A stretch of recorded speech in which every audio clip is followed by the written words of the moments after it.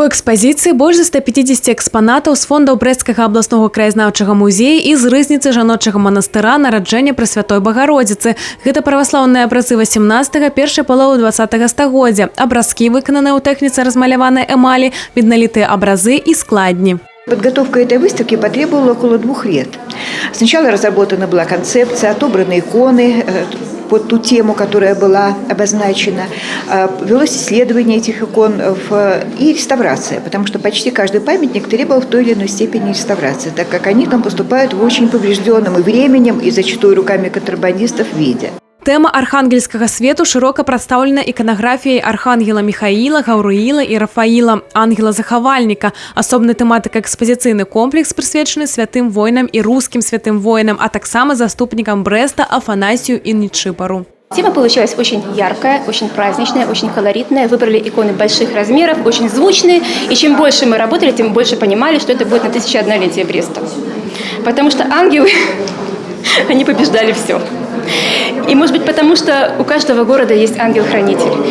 И у Бреста, конечно, тоже очень он есть. И, наверное, нужно было вспомнить именно и о нем. И посвятить эту выставку нашему покровителю нашего города.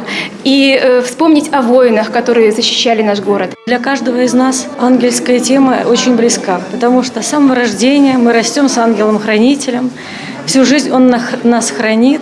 И каждый христианин – это тоже воин духовный.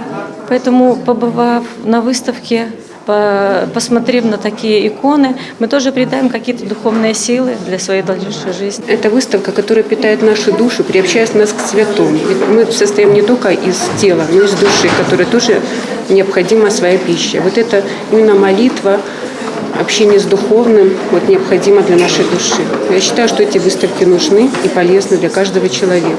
Один из экспонуемых образов выкликае асаблівую цікавасць. Жемчужиной выставки является икона святителей Василий Великий и Александр Невский. Эту икону мы изучили несколько лет назад. В Москве на конференции в Госнир мы о ней рассказывали, а сейчас мы ее показываем в экспозиции.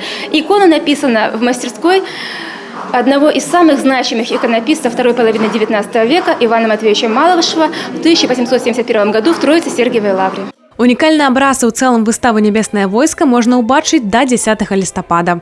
Алеся Семеновская, Александр Сивицкий, телерадиокомпания «Брест».